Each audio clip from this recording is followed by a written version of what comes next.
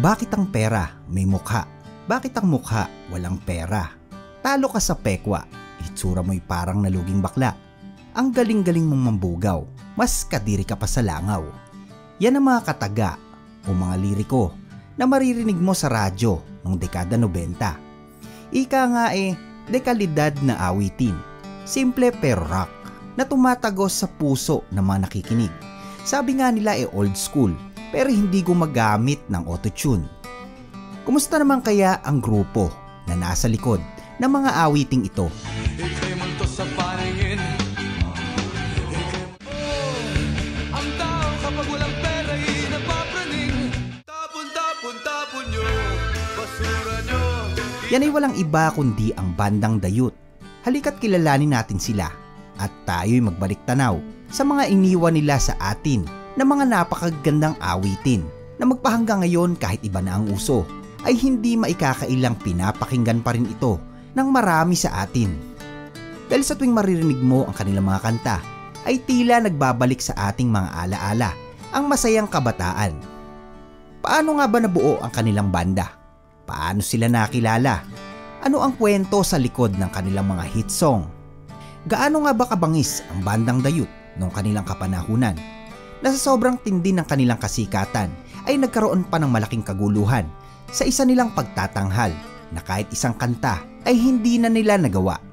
Pero bakit bigla na lang nabuwag ang kanilang banda? Na sa huli ay humantong pa na kailangan nilang palitan ang pangalan ng kanilang grupo. Ano na nga ba ang kalagayan ng bawat member ng bandang Dayut? Ilan lamang yan sa ating tatalakayin. Pero kung bago ka pa lang sa aking channel, ay hinihiling kong mag-subscribe ka na. Pakipindot na rin ang notification bell upang updated ka sa mga video na gaya nito. Taong 1989 sa lungsod ng Pasay ay nabuo ang bandang Boyish Day na binubuo ng 4 na miyembro. Si Dodong Cruz sa bass guitar at backup vocals, Erap Carrasco sa drums, Pat Epino sa lead guitar, at Saldi Carrasco bilang lead singer.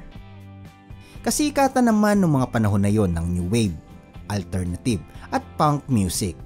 Kaya syempre ay nakisabay sa ganitong genre ang tugtugan ng kanilang banda. Pero dahil sa pagkakaiba-iba ng mga member ng Boyish Day, ng aspeto sa musika, ay nabuwag din ito sa kalaunan. Sila ay nahati sa dalawa. Si Pat at si Dodong Cruz ay binuo ang bandang Envoys. Habang sina Erap at Saldi Carrasco ay kinuha si Jan Ulidan at binuo nga ng mga ito ang bandang Obscure Tone. Pero ang dalawang grupong ito ay hindi rin naman nagtagal dahil ang mga miyembro ay may mga kanya-kanyang dapat gampanan sa buhay tulad ng pag-aaral, kaya naman nabuwag din ang kanilang mga banda. Samantalang ang 3 natirang rakista ay nagsama-sama. Si Dodong Cruz ang bokalista at gitarista, si Erap sa tambol, si Jan Ulidan sa baho. Noong mga panahon na yon ay hindi pinapalagpas ng 3 ang mga concert ng mga sikat na banda. At upang sila ay ma-expose at mahasa pa ang talento sa musika, ay nagboboluntaryo sila upang maging front act sa mga idinadaos na pagtatanghal ng ilang sikat nga na mga banda. Sila ay tumutugtog ng libre at walang hinihiling na kapalit. Pero dala ng mga ito ang pangarap na balang araw ay may makakadiskubre sa kanila. Ang samahan ng 3 ay unti-unting naging popular sa kanilang lugar. Kaya sa kaparehong taon ay nagpasya na silang bumuo ng solidong banda. Yan na nga ay tinawag nilang Dayut. Tapos ay nakasama na rin sa kanila ang gitaristang si Raul Velez. Ang Dayut ay naging laman ng mga underground gig. Bago nga makilala ang mga ito sa mainstream, ay una nang sumikat sa underground ang kanta nilang Amen. Dito na rin nga binansagan si Dodong Cruz bilang Kristo. Hindi nagtagal ay umalis na rin sa grupo si Raul Velez. Tapos ay umalis na rin si Jan Ulidan dahil kailangan nitong mag-migrate sa Canada. Ang bass player na si Robert Javier ang kaagad na pumalit dito. Ito na nga yung lineup ng Dayut na nakilala ng marami sa atin. Si Dodong sa vocals at guitar, si Erap sa drums at Robert sa bass. Sa pagdating ni Robert Javier sa banda, ay malaki ang ipinagbago ng kanilang tugtugan dahil ipinasok nito ang kanyang mga nalalaman sa musika, lalo na ang kanyang husay sa paggawa ng mga awitin. At sa pamamagitan niya ay nakilala ang Dayut ng manager nila na si Richard Tan ng Backbeat Records. Noong 1990 ay nakapaglabas ang Dayut ng self-titled independent album na Dayut under Backbeat Record. Ngunit dahil nga limitado lang pagka-indie album, ay hindi ito nakakuha ng malaking success. Pero maswerte ang may kopya ng album na ito sa panahon natin ngayon dahil itinuturing na nga itong collector's item. Sa kaparehong taon ay sumali sila sa 1990 RJ Battle of the Band. Pero ang paligsahang ito ay para lamang sa mga amateur o yung mga bandang baguhan at hindi pa nakakaranas na makapag-record ng sariling album. At dahil nga noong mga panahon na yon ay medyo kilala na rin ang Dayut, ay siguradong hindi sila pahihintulutang makasali sa nasabing Battle of the Band. Kaya ang ginawa nila ay nagpalit muna ang grupo ng kanilang pangalan. Sila ay nagpakilala sa tawag na Dawol. At ang naging resulta, ang Dawol o ang Dayut ang itinanghal na panalo o champion. Sila ay naging laman ng mga rock bars sa Kamaynilaan tulad ng Mayrix at Club Dread. Noong una nga ay ayaw silang tanggapin ng may-ari ng Club Dread na si Patrick Reidenbach upang makatugtog rito. Pero nung sinubukan niya ang grupo at dahil na rin sa pagpupursige nila Dodong Cruz ay nabigyan ang mga ito ng pagkakataon na maibuk ang kanilang banda noong 1991 sa Club Dread. Nakitaan nga sila ng husay at totoong mayroong ibubuga. Sa katunayan nga ay palaging ubos sa mga tickets ng club sa tuwing sila ay magtatanghal. Ito ay dahil sa kakaibang karisma at magagandang awitin nila na pinaghalong funk, alternative rock, hard rock at satirical humor o yung pagpapatawa. Kaya pagkatapos lang ng halos isang taon ay sila na ang bandang naghahari sa loob ng Dread. Dumanas din ang Dayut ng diskriminasyon sa isang recording company dahil ayon sa kanila, minsan nung mag-apply sila dito ay nireject sila ng mga ito dahil hindi sila mapuputi o mga tisoy. Noong kasing mga panahon na yon, ang rock package ng mga record label ay kailangan ay yung mga naggagandahang lalaki. Taong 1993, ilang buwan matapos pumirma ng kontrata ang Eraserheads sa Sony BMG, ay pumirma naman sa Universal Records ang Dayut para sa kanilang major label. Taong 1994, ay nilabas ang kanilang major label debut album na album na walang pamagat. Nakapaloob nga rito ang kantang Takbo. Gagawin mo kapag may manyak sa likod. Bakit ang pera may mukha? Multo sa paningin, Hilaw na sosyal. Kala mo Basura. la la la la la la la la la la. Sa paglabas ng kanilang album, ay ito na yung mga panahon na kaputukan na ng mga rockista dito sa Pilipinas. Naging instant hit nga ang kanta nilang Multo sa Paningin. Umere ito ng matagal sa radyo at nag-certified platinum at gold status ang kanilang album. Pero bago sumikat sa mainstream ang Multo sa Paningin, ang demo version nito ay una munang sumikat sa underground music scene at madalas na mapapakinggan sa LA 105. Subalit nagkaroon naman ng issue ang nilalaman ng kantang ito dahil di umano'y tinitira nila dito ang sexualidad ng LGBT. At dahil nga dyan ay maraming nagalit sa Dayut ng mga gay community at dumating pa sa punto na kamuntik pa silang mademanda. Pero sa paglilinaw ni Robert Javier sa isa nitong interview na pinamagatang Backtracks Dayut, ang kanta nilang Multo sa Paningin ay hindi tungkol sa mga bakla. Ang talaga daw na tinutukoy ng kanta ay yung mga buhaya sa lipunan, mga sugarol at abusado. Dagdag pa nito ay isang linya nga lang daw talaga ang katagang bakla sa Multo sa Paningin. Kaso itong si Dodong ay pinagtripan ang lyrics habang ito ay nire-record at inulit-ulit nga daw ang salitang multong bakla. Ang liriko ng kantang Mukha ng Pera ay isinulat ng namayapang nobya ng kanilang drummer na pinagtulungan naman nila ni Dodong na aregluhin ang lyrics. Ito ay patama talaga ng Dayut sa mga taong mukhang pera.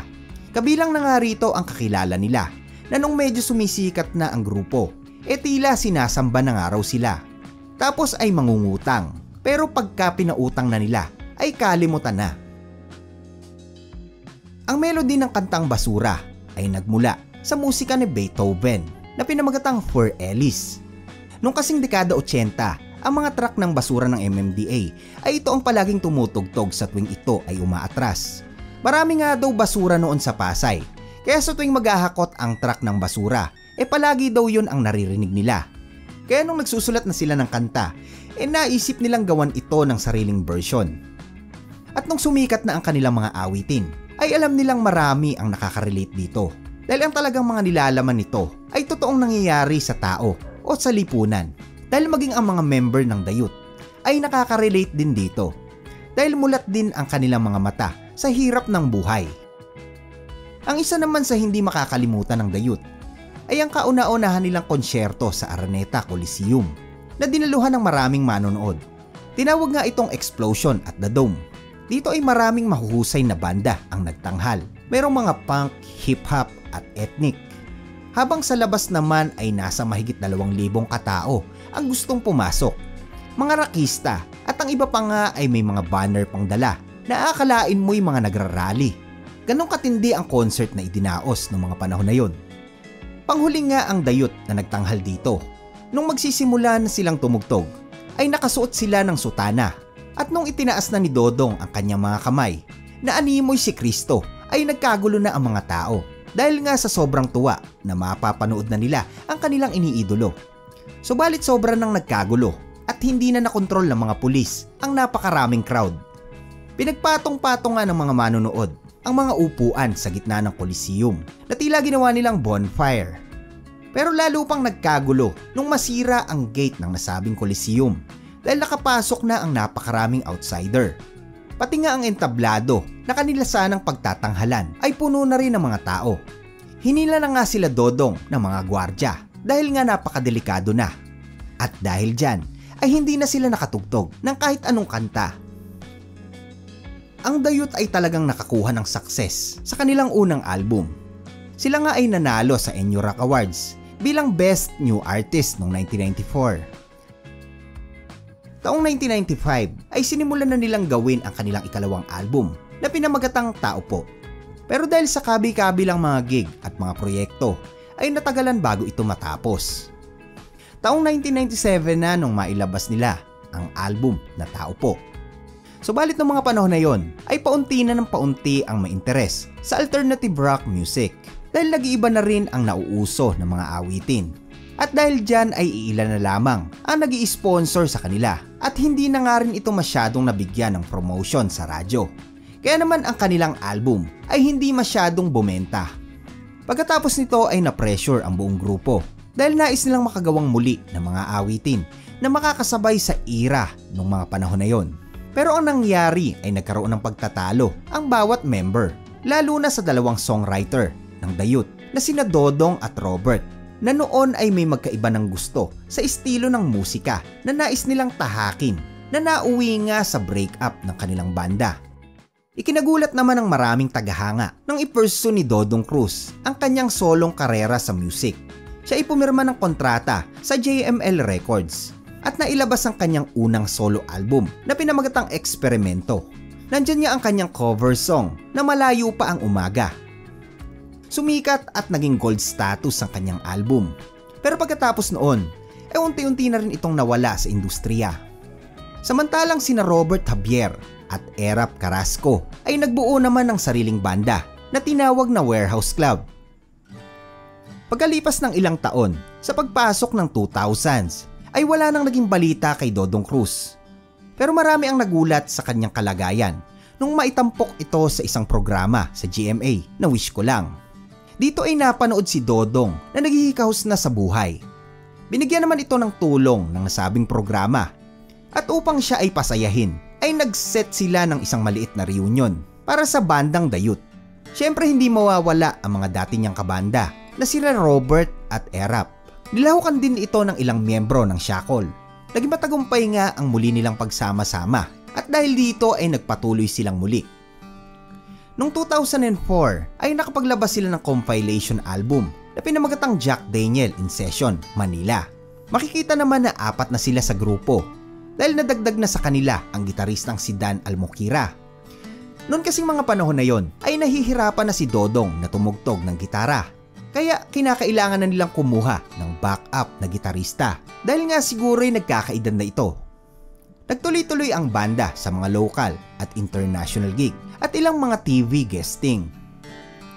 Noong 2012 ay nailabas naman nila ang kanilang album na Pirata under Robert Javier o Black Bihon Music Production.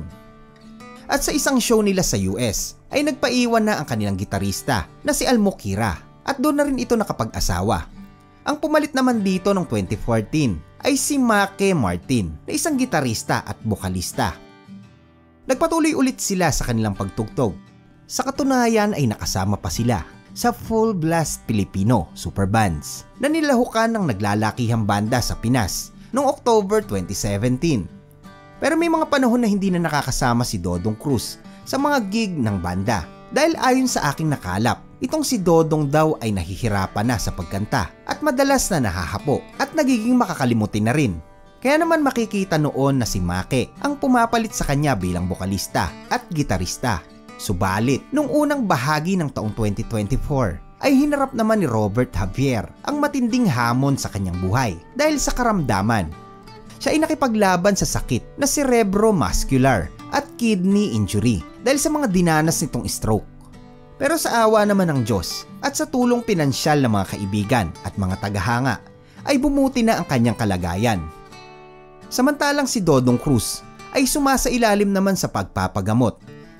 Noong August 12, 2024 ay opisyal nitong inanunsyo sa social media na siya ay magpapahinga muna upang sumailalim sa pagpapagamot. At nito lamang February 9, 2025 ay makikita naman ang post ng grupo ang pagpapalit ng pangalan ng kanilang banda sa tawag na Best Fighter in Japan bilang respeto na rin sa kanilang kaibigan at bokalista sa loob ng 30 taon na si Dodong Cruz. Sa ngayon, ang mga natitira sa banda tulad nila Robert at Erap ay sobrang aktibo pa rin. Sa katunayan nga itong darating na March 6 ay magdadao sila ng isang concert. Ayon nga kay Sir Robert, nung siya ay makachat ko, ay gugulatin nila tayo sa kanilang banda. Kaya mga kaibigan na mga tagahanga din ay inaanyayahan ko po kayong manood ng kanilang pagtatanghal. Bumili na rin po kayo ng t-shirt ng kanilang banda bilang suporta sa ating mga iniidolo. Pwede nyo pong bisitahin ang kanilang FB page. Pero kahit hindi na kumpleto ang dayo, hindi naman dito nagtatapos ang lahat. Dahil hindi maikakailang isa na sila sa matatawag na legend na banda dito sa Pilipinas. Dahil talagang nakaukit na sa kasaysayan ang pangalan nila at mga awitin. Wala namang permanente dito sa mundo. Mahirap kasing kalaban ng oras. Ito ay hindi natin kayang pigilan, kaya lahat tayo ay tatanda. Pero ang masaya at magandang legasiya na iyong iiwanan ay siguradong hindi na mabubura sa puso ni Numan. Hanggang dito na lamang po mga tropa. Salamat po sa inyong pakikinig. God bless sa ating lahat. Rock and roll, respeto, tugtugan lang.